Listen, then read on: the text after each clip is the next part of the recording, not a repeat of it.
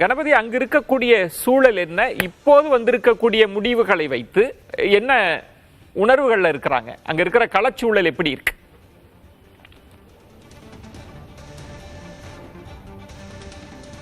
தேசிய ஜனநாயக கூட்டணி மீண்டும் ஆட்சி அமைக்கும் என்கிற சூழல்தான் தற்போதைய முன்னணி நிலவரங்களிலே தெரிகிறது. ஆனால் தற்போதுள்ள நிலவரம் போல அல்லாமல் வலுவான எதிர்க்கட்சி கூட்டணி இருக்கும் என்பதும் தெளிவாகிறது.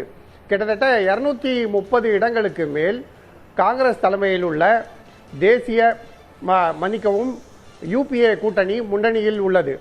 யூபிஏ கூட்டணி அத்தனை இடங்களில் வெற்றி பெற்றால் பாரதிய ஜனதா கட்சி நிச்சயமாக தனியாக இப்போதுள்ள அறுதி பெரும்பான்மை போன்ற சூழ்நிலை இருக்காது.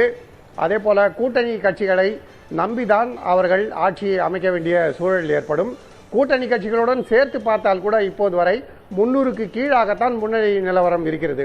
குறிப்பாக உத்தரப்பிரதேச மாநிலத்திலே அந்த கட்சி எதிர்பார்த்ததை விட பாதிக்கு பாதி இடங்கள் தான் கிடைத்திருக்கின்றன. அதே போல மகாராஷ்டிரா, பீகார் போன்ற மாநிலங்களிலும் பின்னடைவை சந்தித்திருக்கிறார்கள்.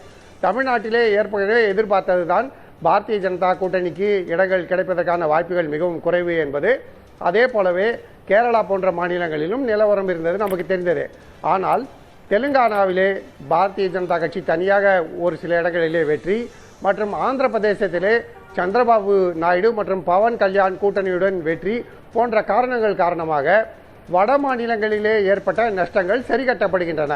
அதாவது உத்தரப்பிரதேசம், ராஜஸ்தான் போன்ற மாநிலங்களிலும் ஹரியானா போன்ற மாநிலங்களிலும் பாரதிய ஜனதாவுக்கு எவ்வளவு இடங்கள் குறைகிறதோ அது ஆந்திரா போன்ற மாநிலங்களிலே சரி கட்டப்படுகிறது. அதே போல ஒரிசா மாநிலத்திலும் சரி கட்டப்படுகிறது. மேலும் ஒரிசா மாநில சட்டசபை தேர்தலிலும் பாஜக வெற்றி பெற்று அந்த மாநிலத்திலே ஆட்சி அமைக்கலாம் என முன்னணி நிலவரங்கள் தெரிவிக்கின்றன. ஆகவே இப்போதைய சூழ்நிலையிலே பலம் குறைந்த பாஜக, பலம் குறைந்த தேசிய ஜனநாயக முன்னணி, அதே சமயத்திலே வலுவான ஒரு எதிர்கூட்டணி காங்கிரஸ் தலைமையிலான கூட்டணி வலிமையான கடுமையான எதிர்ப்புகளை கொடுக்கக்கூடும். பாஜக 370க்கு மேல் இடங்களை பெறும், 400 இடங்களுக்கு மேல் தேசிய ஜனநாயக கூட்டணி பெறும் என்றெல்லாம் பேசப்பட்ட நிலையிலே அதற்கெல்லாம் நேர் எதிர்மாறாக தற்போதைய நிலவரம் இருக்கிறது. இருந்த போதிலும் பிரதமர் நரேந்திர மோடி தலைமையிலேயே தேசிய ஜனநாயக கூட்டணி அரசு மீண்டும் அமைப்பதற்கான சூழல் தற்போது முன்னணி நிலவரங்களிலே தெரிகிறது. விஜயன், நன்றி கணபதி.